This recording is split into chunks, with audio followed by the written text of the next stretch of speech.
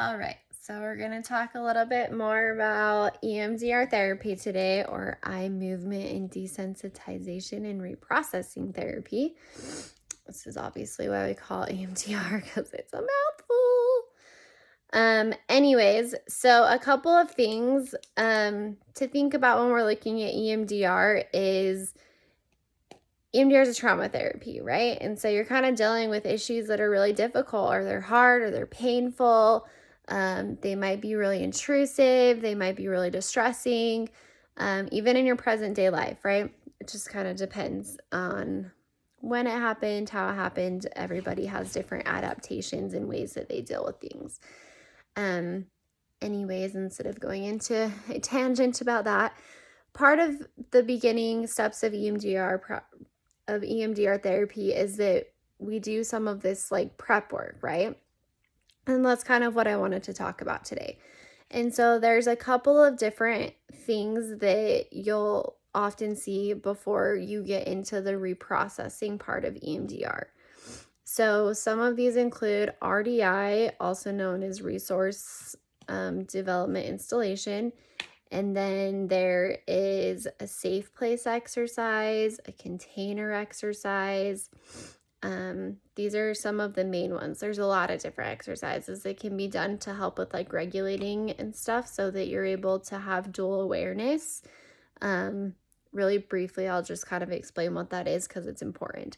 Dual awareness is the ability to kind of go back into this memory and this past thing that's happened that's a trauma that's really painful, right?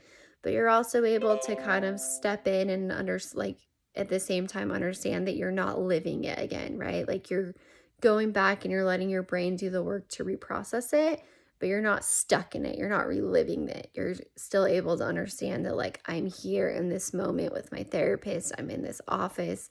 I'm in this environment that's not this painful past experience. And so that's kind of what dual awareness is. My favorite way that I learned it is if you think about, like I have this pillow, right? And I'm kind of able to step into the trauma and then I'm able to step out of it. And then I'm able to step into this trauma and then I'm able to step out of it. So that's that dual awareness piece. So part of getting that dual awareness are these exercises, right? Sometimes you might also hear them referred to as state shifts, meaning that I'm able to kind of go to this different place of relaxation or of empowerment, depending on how I interact with these exercises.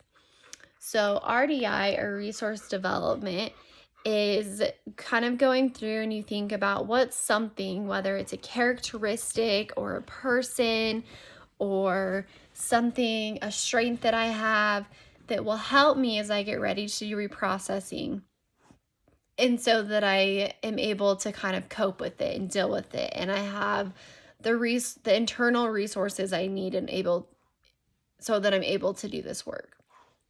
So an example of this is one that I had when I did my training is my resource that we did an installation on was like a mountain, and my keyword was majestic.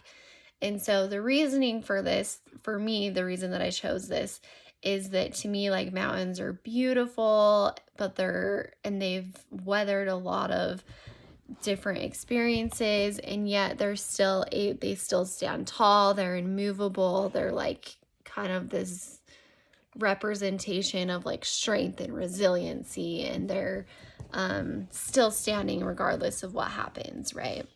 They're also part of like seasons changing, and they have this like really great sense of adaptability. So that's kind of just an idea of what a resource might look like. With that said, they can look a lot of different ways because it's up to you as an individual. So it's kind of a short idea of what a resource, an RDI is. I'm going to stop saying the whole name because it's a mouthful. The next one that I talked about is a safe place. And so your safe place is really just this amazing exercise to be able to, I guess, reorient to yourself, right? To know that I'm okay, I'm safe, I'm calm, I'm relaxed, I'm not in this awful experience that I've had. I'm able to kind of create this place and this visualization and install it and have this keyword that helps me bring it up more quickly and that I can access it. And so I might step into this past trauma and it's painful and it's awful, and I'm having my brain's trying to reprocess something that's happened in my past. But then I'm also able to come back into this moment of being in this safe place. And so maybe it's like the beach, or it's being in the mountains, or it's whatever that means to an individual, right? What is that place for you that maybe, and maybe it's not safe. Maybe that's hard for you to kind of imagine. Maybe it's just something that's this place of like peace or of relaxation or of love, right?